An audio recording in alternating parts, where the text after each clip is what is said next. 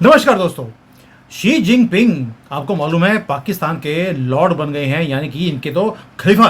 मुझे लगता है इन्होंने डिक्लेयर कर देना है कि मोहम्मद के बाद अगला खलीफा जो है हमारा वो शी जिनपिंग है। अब मैं पाकिस्तानी चैनल पे गया, बड़ी देर के बाद मैंने जाना शुरू किया वहाँ पर, और उन्होंने ढींगे मारनी शुरू कर दी कि जी जो हमारा लॉर्ड शी जिनपिंग है वो हमारे पास आ रहे हैं घुटने टेक कर। वो क्यों? क्योंकि उनके जो लोग हैं हम मारते जा रहे हैं। कल आरजू से मैंने एक शो किया और बड़ी ही पॉजिटिवली बोला उन्होंने कि भाई चाइना ने हमें भीख तो दे दी लेकिन वापस नहीं ले सकते, क्योंकि उन्होंने दिया था एज अ लोन, हमने उसे भीख में कन्वर्ट कर दिया। भीख वापस नहीं दी जाती है, तो हम उनको कभी भी वो भीख वापस नहीं करने वाले। और शी जिनपिंग अभी उल्टे होकर वो पहुंच रहे हैं पाकिस्तान। ये किसके लिए? कि भैया हाथ जोड़ेंगे इनके लिए कि मेरे से होगी, मेरे से माफ़ी मांग लो, मैं सब कुछ करने को तैयार हूँ, मेरे पैसे वापस कर लो, मेरी कंट्री की वाट लगी है। लेकिन पाकिस्तानी बोलते हैं कि भाई कॉन्फिडेंस के साथ कि कुछ भी कर लीजिए, हम ये पैसे वापस नहीं करने वाले, क्योंकि वो तो हम डकार गए। तो इसके ऊपर थोड़ा डिटेल में बात करेंगे कि जो लॉर्ड शी जिनपिंग है या चाइना है, एससीओ मीटिंग में पाकिस्तान जा रहा है, पाकिस्तान से जिंदा भी क्या वापस जा सकेगा? ये भी एक क्वेश्चन मार्क है मेरे लिए। तो ये पूछेंगे उमेश जी से, क्योंकि उमेश जी की थोड़ी पकड़ इन चीज़ों के ऊपर बड़ी ही स्ट्रांग है, जियो पॉलिटिक्स पे बड़ी ही विश्लेषण करते हैं डिटेल में। सर सबसे पहले जय श्री राम। जय सिया राम। सर जय सिया राम का आपका नारा एक ऐसा नारा बन गया है, नेशनल एंथम बन जाएगा ही। मुझे ऐसा लगता है ये नेशनल एंथम बनने वाला है। हर आदमी जय श्री राम का नारा लगा रहा है एंड एवरी डे। जब से आपने ये नारा लगवाया है तब से पूरे भारत में तरक्की ही दिखती है, पॉजिटिव न्यूज़ आ रही है। अब आते हैं लॉर्ड शी जिनपिंग के ऊपर, जो एससीओ मीटिंग में वो आने वाले हैं। सर क्या वहां पर जाकर भी वो जय श्री राम करने वाले हैं? सर जी, पहले तो मैं ये चाहता हूँ कि जय सिया राम जो नारा है, हमें जय सिया राम हमारे नेशनल करेंसी पे भी चाहिए। ये अभी मेरी ये इच्छा हुई है कि जय सिया राम, जो जय श्री राम है, भगवान श्री कृष्ण है, गणेश जी है, महादेव है, ये हमारे करेंसी पे भी होना बहुत जरूरी है। हमारे हिंदू देवी देवताओं को हमारे करेंसी पे रखना जरूरी है। जब इंडोनेशिया जैसा कंट्री गणेश जी की फोटो अपने करेंसी पे रख सकता है और उनकी नेशनल एयरलाइंस का नाम है गरुड़ एयरलाइंस, तो हम क्यों नहीं कर सकते? Point taken sir. चलिए इसकी भी रिकमेंडेशन हम इंडियन गवर्नमेंट को भेज देंगे। चलो एक बात तो अच्छी हो गई कि 1, 2, 5, 10 रुपये और 20 रुपये के नोटों के ऊपर हमने गांधी की फोटो तो उतार दी। चलो आहिस्ता आहिस्ता ही सही, लेकिन गांधी जी अब थोड़ा सा विलोप होते जा रहे हैं और करना भी ज़रूरी है। अब आते हैं शी जिनपिंग के ऊपर। सर ये जो पाकिस्तान जा रहे हैं, क्या he will be able to come back alive? Sir ji, पहले तो शी जिनपिंग जा ही नहीं रहे हैं। उन्होंने जब समझा कि पाकिस्तान जो भिखारी हो चुका है, वो अपने नेक्स्ट डेप्यूटी को भेज रहे, ली क्यांग को भेज रहे हैं। भारत ने भी क्या किया, अपने फॉरेन मिनिस्टर को भेज रहे हैं, और फॉरेन मिनिस्टर ने भी बोल दिया है कि हम बायलैटरल टॉक्स नहीं करेंगे। और अब आपको एक और एक चीज समझ में आना चाहिए कि अभी न्यूज आई है, जो इंडस वाटर ट्रीटी है, उसके ऊपर इंडस नदियों पे हम अपने जो नदी अपने यहाँ से बह रही है, उधर अभी हम डैम लगाने वाले हैं, हाइड्रो इलेक्ट्रिसिटी हम लोग बनाने वाले हैं, जिसके कारण फ्लो ऑफ वाटर भी पाकिस्तान में कम हो जाएगा। तो इंडियन गवर्नमेंट अभी प्रोएक्टिव स्टेप्स ले रहा है, पाकिस्तान को फोर्स कर रहा है। और पाकिस्तान में स्थिति आपने देख लिया क्या हो रहा है। इमरान खान के protesters are protesting now in Islamabad, हर जगह प्रॉब्लम चालू हो गई है। पाकिस्तान ने उधर 14 से 16 3 दिन तक नेशनल हॉलीडे डिक्लेयर कर दिया है। पाकिस्तान इंटरनेशनल एयरलाइंस भी नहीं चलने वाली है। सारे market everything are down for around 4 to 5 days। Pakistan एक इस कॉन्फ्रेंस को सक्सेसफुल करने के लिए इतने सारे स्टेप्स बना रहा है, मतलब एक तरह से कर्फ्यू जैसा लगा रहा है पूरे देश में। और आपने देखा होगा कि कल 20 लोग मारे गए, उनके 20 माइनर्स। और शी जिनपिंग को भी मालूम है इधर आया तो इन भिखारियों को और पैसा देना पड़ेगा। और मेरे हिसाब से कोई भी कंट्री नहीं आ रही है, इंडिया भी नहीं आ रही है, अपने हेड ऑफ स्टेट और व्लादिमीर पुतिन भी नहीं जाएंगे मेरे ख्याल से, वो सरगई लावरोव को भेज देंगे। और बाकी एक कजाकिस्तान है, किर्गिस्तान है, तजाकिस्तान है, उज्बेकिस्तान है, इन लोगों के कोई मायने नहीं रखते, क्योंकि ये खुद चाइना के रहमो करम पे जी रहे हैं। और ईरान के प्रीमियर आ सकते हैं, जो अभी भी खुद ही एक रबर स्टैम्प प्राइम मिनिस्टर है। तो मेरा ये मानना है कि शी जिनपिंग को समझ में आ गया कि पाकिस्तान में जाके कोई फायदा नहीं है। और आपको ये भी बता दूं कि आईएमएफ का नया रूलिंग आया है कि आप पाकिस्तान को बोल दिया है कि आप इन्वेस्टमेंट नहीं दे सकते, आप एसईजेड में इन्वेस्टमेंट इंसेंटिव नहीं दे सकते। अभी तक $7 बिलियन में से $3 बिलियन ही दिए हैं। पाकिस्तान का रिजर्व है अराउंड 4 या 4 से $5 बिलियन का रिजर्व है उनका। That is only able to कर टू मतलब वो एक 20 से 21 दिन का इम्पोर्ट ही वो लोग फाइनेंस कर सकते हैं। जल्दी आपको न्यूज मिलने आएगा कि पाकिस्तान डिफॉल्ट करने वाला है। आईएमएफ के पास 25 से 26 बार जा चुका है। आप सोच लीजिए 130 से $132 बिलियन उसको एक्सटर्नल डेब्ट देना पड़ता है लोगों को। पैसा है कहाँ उसके पास? और लास्ट टाइम आरजू ने आपके शो पे बता दिया कि पाकिस्तान तो ठगने वाला है सबको, और जो भी आएगा पैसा दे के जाएगा। और तो लोगों ने क्या कान खड़े कर दिए। सऊदी अरेबिया ने भी बोल दिया है कि आपको इजी मनी नहीं मिलेगा। चाइना भी देने से डर रहा है। उसको मालूम पड़ गया कि उसके $62 बिलियन चिपक के चले गए। अब क्या करेगा? अब शहबाज शरीफ करेगा क्या? अब उसका जो फॉरेन मिनिस्टर है, जो बहुत ज्यादा बकबक करता है, बिलावल भुट्टो, एक नंबर का कर्मरत आदमी है। उसने लास्ट टाइम मोदी जी पे अभद्र टिप्पणी की थी। ऐसे लोगों को तो बुलाना भी नहीं चाहिए। उमेश जी, जो इनका बिलावल भुट्टो है, वो तो मैं हमेशा बोलता हूँ कि उसका ये समझ नहीं आता कि वो किस कैटेगरी में उसका जब फॉर्म भरा जाता है किस कैटेगरी में डाला जाए। वो सुबह आता है सूट में और शाम को आपको हमेशा वो लेडीज़ ड्रेस डाली हुई वो दिखाई देती है। तो इसलिए मुझे लगता है उसका समझ नहीं आता कि कौन सी कैटेगरी में उसको डाला जाए जब उसका फॉर्म भरा जाता है। मैं पहले बोला आपको, और इसलिए वो चलता भी ऐसे है जैसे कि नाच रहा हो, तो कुछ एलिमेंट्स उसके ठीक ठाक नहीं हैं। और इसलिए उन्होंने नाचने गाने वाले को ही रखा है, क्योंकि आर्मी वालों को उनके सामने नाचने वाला आदमी चाहिए होता है। बिलावल भुट्टो उसके अंदर परफेक्ट बैठता है। अब आते हैं पाकिस्तान के ऊपर। जो शी जिनपिंग नहीं आ रहे, यानी कि उनको पता था कि यहाँ से जिंदा वापस जाना इम्पॉसिबल है मेरे लिए, तो वो खुद आए नहीं और अपने छोटे आदमी को भेज दिया। अब जो छोटा आदमी आ रहा है उससे भी इन्होंने तो भीख मांगनी है। पूरे कंट्री में कर्फ्यू लगा दिया है, सड़कों के ऊपर मिलिट्री खड़ी होगी एक एससीओ की मीटिंग के लिए। आप सोच कर देखिए, वो सारे लोग आ रहे हैं कि यहाँ पर टेररिज्म को कैसे ख़त्म करना है, और टेररिज्म को ख़त्म करने के लिए पाकिस्तान क्या कर रहा है, पूरे कंट्री में कर्फ्यू लगा रहा है। ये तो हालत है कि एक सिटी में एससीओ की मीटिंग होनी है, पूरे कंट्री में कर्फ्यू लगा दिया। सर, इस तरह से एक मीटिंग होती है पाकिस्तान के अंदर? मैं सुना कि जब क्रिकेट का मैच भी होता है तो पूरे सिटी में वहाँ पर कर्फ्यू लगा दिया जाता है। सर जी, इसका मतलब क्या हो रहा है? पाकिस्तान, मैंने आपको पहले भी बोला है, विघटन की राह पे जा रहा है। अंदर उनकी इंटरनल स्थिति बहुत खराब हो चुकी है। थोड़े दिन पहले कराची में 2 चाइनीज इंजीनियर को मार दिया था। अभी तक 23 चाइनीज लोगों को मार दिया उन्होंने। पाकिस्तान की आर्मी, पाकिस्तान की गवर्नमेंट सब क्लूलेस है। वहाँ की एक बहुत बड़ी पार्टी है जो बहुत ही एक्सट्रीमिस्ट आइडियोलॉजी की है, तहरीक-ए-लबैक।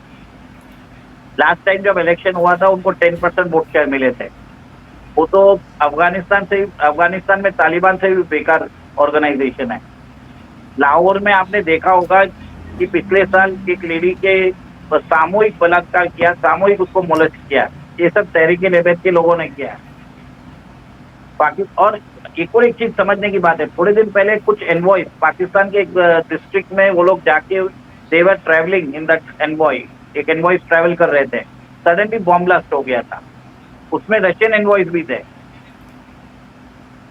तो इसका मतलब है कि पाकिस्तान तो अभी विघटन की राह पे जा रहा है। धीरे धीरे पाकिस्तान के टुकड़े होने वाले हैं, और हमें सिर्फ देखने की बात है कि हमें इसको प्रोसेस को एक्सेलरेट करना है, और जितना ज्यादा करेंगे उतनी ही ज्यादा सुधरेंगे, और वर्ल्ड पीस के लिए भी अच्छा है।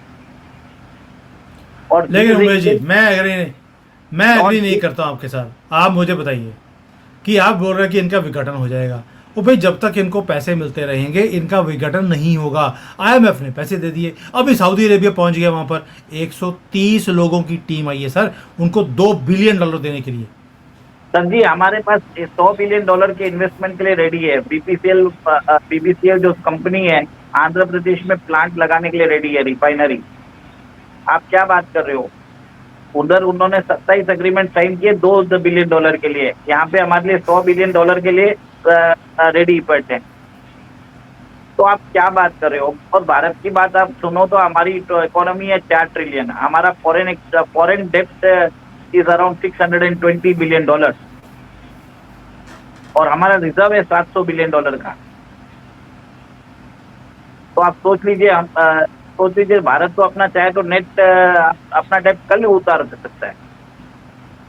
तो every other country is now coming to India.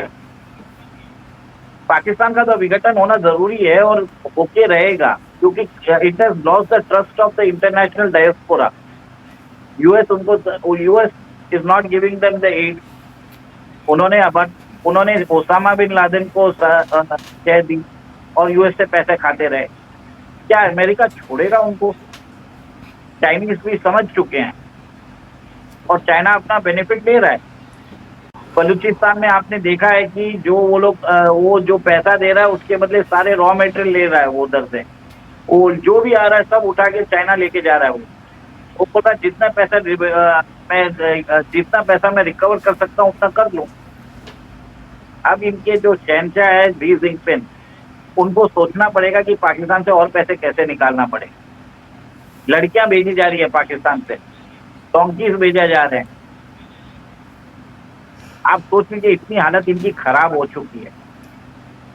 वो सर तो जो आपके छोड़िए, पास होगा वही भेजेंगे। अब गधे हैं, गधे प्रोड्यूस करते हैं तो गधे ही भेजेंगे।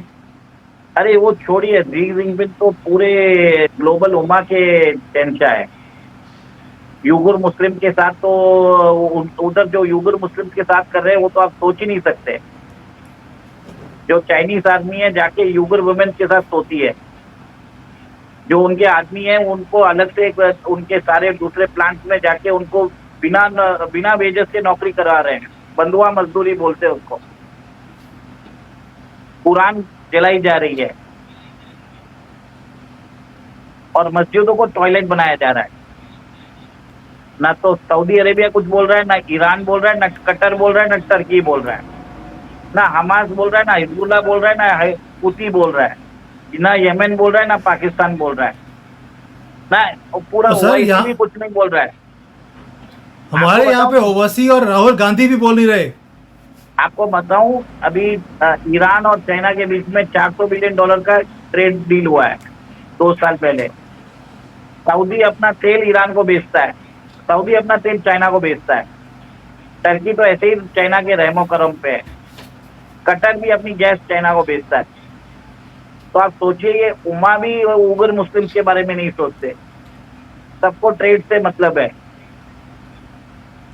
बोलिए चाइना के अगेंस्ट कोई बोलता नहीं। और यहाँ पे ये नालायक आके हमारे प्रधानमंत्री को गाली देते हैं, जहाँ पे मुसलमानों को इस देश में जितने बेनिफिट्स मिल रहे हैं। कल ही महाराष्ट्र गवर्नमेंट ने जो मदरसे के टीचर्स है उनकी सैलरी 3 गुना बढ़ा दी है। महाराष्ट्र में बीजेपी की गवर्नमेंट है। प्रिंट का आर्टिकल है जिसमें लिखा हुआ है कि more Muslims have garnered more benefit in the UPA regime, in the Modi regime than UPA. और एक और एक चीज आपको समझनी पड़ेगी, मुस्लिम की पॉपुलेशन इन इंडिया है 17%। जो ये बेनिफिट्स लेते हैं सेंट्रल गवर्नमेंट वेलफेयर स्कीम में, 30% बेनिफिट ले रहे हैं। बिफोर 2014 सेंट्रल गवर्नमेंट के अंदर जो एम्प्लॉइज थे Muslim, they were only 5%। In the last 10 years they have become 10%। Triple तलाक किसने लेके आए? मतलब देखा जाए, उमेश जी, मतलब तो सुनिए, सूफी कॉरिडोर बना रहे हैं मोदी जी। इसके बावजूद भी इंडियन मुस्लिम्स हो, ये पाकिस्तानी मुस्लिम, ये बिलावल भुट्टो है, सब मोदी जी को गाली दे रहे हैं। मुझे ख्याल से तो पाकिस्तान के शहंशाह होना चाहिए मोदी जी, पर ये इनके जिनपिंग के जूते का चाट रहे हैं।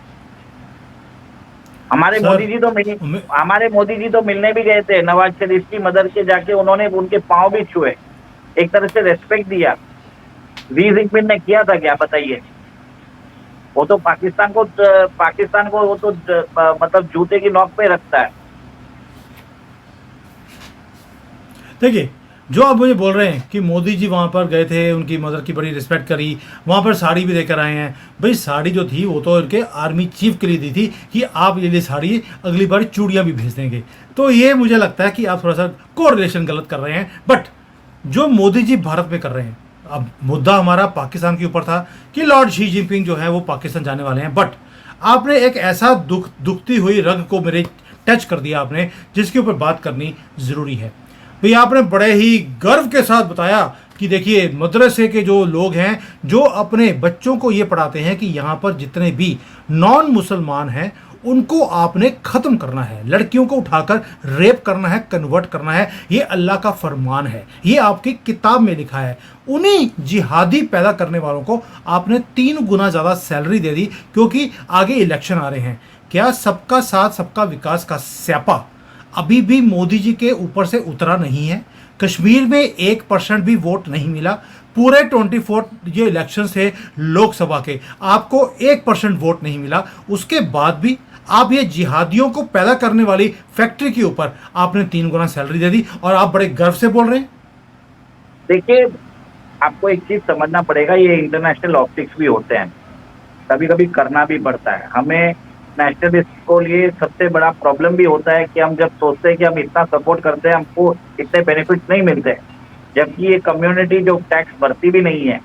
और आप जैन होके मेरे को समझ में आता है कि 27% टैक्स भरते थे कंट्री का, आप हो 0.4% of the population and you पे 27% ऑफ द टैक्सेस, और ये कम्युनिटी 30% बेनिफिट लेती है। टैक्सेस तो मालूम नहीं कितना परसेंटेज में आता है, मुझे भी नहीं मालूम। देखिए वो तो मैं थोड़ा सा उसको साइड में रखते हैं, but we have to understand कि जो मोदी जी की रिस्पेक्ट है इंटरनेशनली, जिस हिसाब से उन्होंने पाकिस्तान को कॉर्नर किया है, आज उनको सब लोग उनको चाहते हैं, सब लोग उनसे हाथ मिलाने के लिए रेडी है। सऊदी आ रहा है $100 बिलियन के इन्वेस्टमेंट के लिए। जीत हमारी इंटरनेशनल स्केल में हो रही है। देखिए, शॉर्ट टर्म बेनिफिट्स तो हमें कुर्बान करना ही पड़ेगा लॉन्ग टर्म बेनिफिट्स के लिए।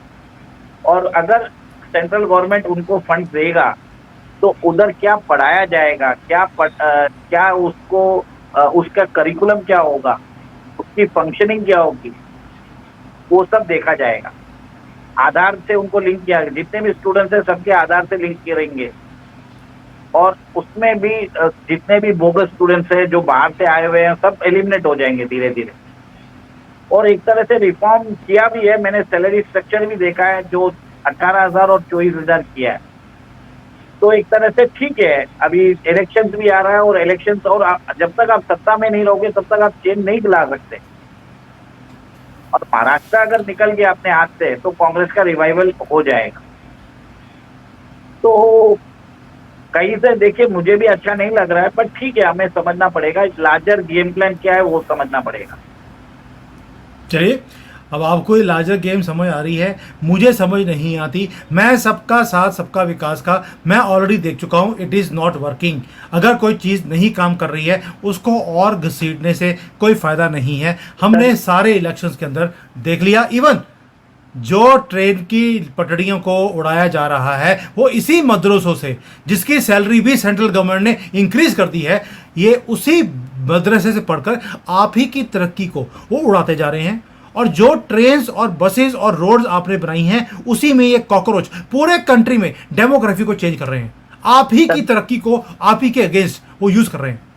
सर जी, अभी वो स्लोगन आपने गलत बोला है, सबका साथ सबका विकास, सबका विश्वास, सबका प्रयास। अब स्लोगन ये है, तो थोड़ा आप भी रिफाइन कर लीजिए। सर मैं इसलिए बोलता नहीं हूं क्योंकि सबका विश्वास, उनको तो हमारे ऊपर विश्वास नहीं है, हम करने की कोशिश कर रहे हैं, यही बेवकूफ़ी है। 1000 साल से हमने यही अल्लाह की झूठी कसम सुनते सुनते हम इनको भाईचारे में अपना भाई मानते रहे, वो हमें चारा मानते रहे। I am not able to accept this thing कि हम चारा बने उनके लिए। अब इनको चारा बनाना है सर। सर वो होगा, वो होने ही वाला है। और मेरे हिसाब से अगले साल शायद पाक ऑक्यूपाइड जम्मू कश्मीर है वो भारत में उसका विलय हो सकता है। पाकिस्तान में जिस तरह से स्थिति खराब हो रही है, तो आप इंशाअल्लाह भी बोल लीजिए, इंशा अमित शाह भी बोल लीजिए, वो हो जाएगा अगले साल तक। सर मैं कुछ भी कर लूँगा, जय श्री राम के सिवाय मैं और किसी का इंशा उंशा मैं कर ही नहीं सकता। ये जो भी है, ये किसको मानते हैं मुझे इससे मतलब नहीं है, ना ही मुझे इनकी सोच से मतलब है। रीज़न बीइंग, हमारा देश, हमारा ये देश है, ये भारतवर्ष है, इसमें जो हमारे तरक्की के लिए काम करेगा, अगर राहुल गांधी भी काम करेगा, we will support him also. वो एंटी नेशनल काम करता है, इसलिए हम सपोर्ट नहीं करते। मोदी जी की हम सपोर्ट तब करते हैं जब वो देश के लिए काम करते हैं। जब वो भी एंटी नेशनल काम कर रहे हैं, इन सूअरों को वो बार बार सपोर्ट करते हैं, जबकि ये सपोर्ट हमारे देश को नहीं करते, हमें अपना नहीं मानते, हमें यहाँ पर खत्म करने की बातें बोलते हैं, इसलिए मैं भी इनको सपोर्ट नहीं कर सकता। सर जी, आपको समझना पड़ेगा 140 करोड़ लोगों के साथ में लेके चलना एक डेमोक्रेसी में इजी नहीं है। उनके पास बीइंग इन पावर आपको एक तरह से संयम मेंटेन करना जरूरी है। ऑपोजिशन में बैठ के आप कुछ भी बोल सकते हो, वो देश के प्रधानमंत्री है, हमें प्रोटेस्ट जरूर करना चाहिए, हमें पसंद नहीं है, but we have to repose the faith in the prime minister. मैं इतना ही बोलूंगा। आज आपको मोदी जी के फैसलों से अगर प्रॉब्लम है तो आप विरोध करिए। मोदी जी हमें पसंद नहीं है, पर सपोर्ट उन्हीं को करिए। हमारी वॉइस, हमारा प्रोटेस्ट और हमारा वॉइस जाना जरूरी है। मैंने भी बोला है ना कि मुझे भी पसंद नहीं है, बट मैं सपोर्ट कर रहा हूँ क्योंकि लार्जर गेम प्लान है उनका। और I support Modi ji from my heart, but जो चीज नहीं ठीक है वो नहीं ठीक है। वो तो सर जी आपको समझना पड़ेगा कि महाराष्ट्र का इलेक्शन है। महाराष्ट्र का election is after Uttar Pradesh. Maharashtra is second largest state, 48 seat आती है उसमें, और उधर में जीतना जरूरी है। अगर वो state is the financial capital of India. I understand. आपको समझना पड़ेगा कि इस टाइम पे we have to stand with the government. आगे 1 महीने में इलेक्शन अनाउंस करने वाले हैं। आज अच्छी बात देखिए, आज आरएसएस की 100वीं आज 99 ईयर्स उनके हो चुके हैं स्थापना के, और अगले साल 100वीं वर्षगांठ बनाने वाले हैं। जो मैंने आपको पहले भी बोला था कि 1 साल का पूरा कार्यक्रम चल रहा है। 100 साल के स्थापना का अगले साल मनाया जाएगा। और आज भागवत जी भी वही बात बोल रहे हैं, मोदी जी भी वही बात बोल रहे हैं, योगी जी भी वही बात बोल रहे हैं। और इस बार महाराष्ट्र में योगी जी कैंपेन करने वाले हैं मोदी जी से, और अमित शाह से ज्यादा भी। तो समीकरण बदल रहे हैं। भारत के अंदर नया प्रधानमंत्री को प्रोजेक्ट किया जा रहा है, और आपको मालूम है कि वो तो रूल ऑफ लॉ काम करते हैं, सीधा बुलडोजर चला देते हैं। बट इसका ये मतलब नहीं है कि वो योगी जी खुद अपने स्टेट में मुसलमानों को बेनिफिट दे रहे हैं। उनके जो कार्यक्रम होता है state administration, it goes to everyone. तो ऐसा नहीं बोल सकते कि महाराष्ट्र में हो रहा है। क्या होता है, मीडिया कुछ चीजों को ज्यादा हाईलाइट कर देता है। स्टेट का बेनिफिट होता है, it has to go to everyone. आपके जैन कम्युनिटी नहीं लेता तो आपका प्रॉब्लम है सर जी। आप माइनॉरिटी स्टेटस होके भी नहीं लेते हो, आपको गुस्सा क्यों आ रहा है? मुझे माइनॉरिटी स्टेटस नहीं चाहिए सर। हम कंट्रीब्यूट करने वाले हैं, भीख मांगने वालों में से नहीं है। और ये भीख मांगने वाले लोग हैं और वो हमारे साथ खड़े नहीं होते, इसी चीज की दिक्कत है। बट एनीवेज, ये मुद्दा डिफरेंट चला गया। आपकी बात क्या हो रहा है, और आपकी बात सही भी है, मैं भी मानता हूँ आपकी बात। और आपको ये भी बता रहा हूँ कि इसके लिए मैं बोल रहा हूँ, मोदी जी को बनाना चाहिए शहंशाह पाकिस्तान, शी जिनपिंग को नहीं। और ये कभी ना कभी होने वाला है। जो पाकिस्तान आज शी जिनपिंग के लिए बाहें बचा के रखा है, एक दिन ऐसा आएगा कि उनकी आर्मी खुद बोलेगी कि पाकिस्तान को आके आप कैप्चर कर लो और इसको रूल करो। ये सिचुएशन जल्दी होने वाली है। आप देख लेना। देखते हैं। आप खैबर पख्तूनवा में देख लीजिए, वहां पे राइट्स हो रहे हैं। आपने ही बताया था कि सेंट्रल गवर्नमेंट और फेडरल गवर्नमेंट और स्टेट गवर्नमेंट की फोर्सेस आमने सामने हैं। उधर बलूचिस्तान में माइनर्स को कल मारा गया। इस्लामाबाद में कर्फ्यू लगा हुआ है, लाहौर में कर्फ्यू लगा हुआ है। और क्या चाहिए आपको? और बाकी सब चाहिए तो आप पाकिस्तान चैनल पे जा ही रहे हैं, तो सही कहीं कसर आप कर दोगे पूरी। ओ सर, हमारा तो जो बॉर्डर है उसके ऊपर जब दो राफेल भी उड़ते हैं तो पूरे कंट्री में ब्लैकआउट हो जाता है कि मोदी जी घुस के मारेंगे। तो ये तो उनकी हालत है आज की डेट में। और मोदी जी भी हर 2-3 महीने के बाद अपने 2-4 राफेल जो है वो बॉर्डर के पास घुमाते हैं, और जैसे ही वो बॉर्डर के पास पहुंचते हैं तो पूरे पाकिस्तान में ब्लैकआउट की सिचुएशन आती है। और मुझे बड़ा मज़ा आता है देखकर कि इनकी ये हालत है। संजीव, ब्रह्मोस मिसाइल एक एक्सीडेंटली उधर जाके गिर गई थी, उससे ही वो लोग परेशान हो चुके हैं। ये होता है कि keeping the enemy on the edge, मतलब एनिमी को आप अपने दुश्मन को हमेशा एज पे रखते हो, उसको एक तरह से उसको साइकोलॉजिकली उसको खत्म करने का काम होता है। मतलब to win without firing a single bullet, this is the art of warfare. बिल्कुल सही है, बिल्कुल सही है आपकी बात कि शी जिनपिंग जो है, पहली बात ये है उनको पाकिस्तान के ऊपर विश्वास नहीं है, लेकिन भारत में मोदी जी को और पूरी बीजेपी को अभी भी ये मदरसा छाप लोगों के ऊपर पूरा विश्वास है कि इन्हीं के विश्वास के साथ वो देश को आगे लेकर जाएंगे। देखते हैं आगे जाकर ये ऊंट किस करवट बैठेगा। मुझे तो दिख ही रहा है कि ऊंट कहाँ बैठेगा। जो भी ऊंट के ऊपर बैठेगा, जब वो ऊंट बैठने लगेगा तो आदमी मौंदे मुंह नीचे गिरेगा। और गिरे भी हैं 2024 के इलेक्शन में, कश्मीर के अंदर भी और बाकी जगह। हमने नू में भी देख लिया कि रिकॉर्ड विक्ट्री हुई है कांग्रेस की, बीजेपी को एक भी वोट नहीं मिला। बट उमेश जी आप बोल रहे हैं कि कई बार ऑप्टिक्स के लिए करना पड़ता है। अब ऑप्टिक्स ठीक करते करते पता लगे आप ही का चश्मा तोड़ दिया उन्होंने, ये वक्त बताएगा।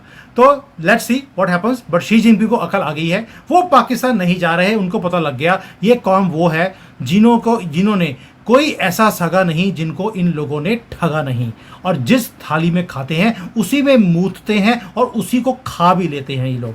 तो इसलिए इसको मैटर को यहीं पर ख़त्म करते हैं। आगे देखते हैं कि लॉर्ड शी जिनपिंग पाकिस्तान के साथ क्या कुछ करने वाले हैं, वक्त बताएगा। इसके ऊपर कड़ी नज़र रखेंगे। एंड आपको ज़रूर बुलाऊंगा अगली बार जब महाराष्ट्र के इलेक्शंस का रिजल्ट आएगा, उसमें मैं पूछूंगा आपको कि मदरसा वाले लोगों ने कितनी वोटें मोदी जी को दी 3 गुना सैलरी इंक्रीज करने के बाद।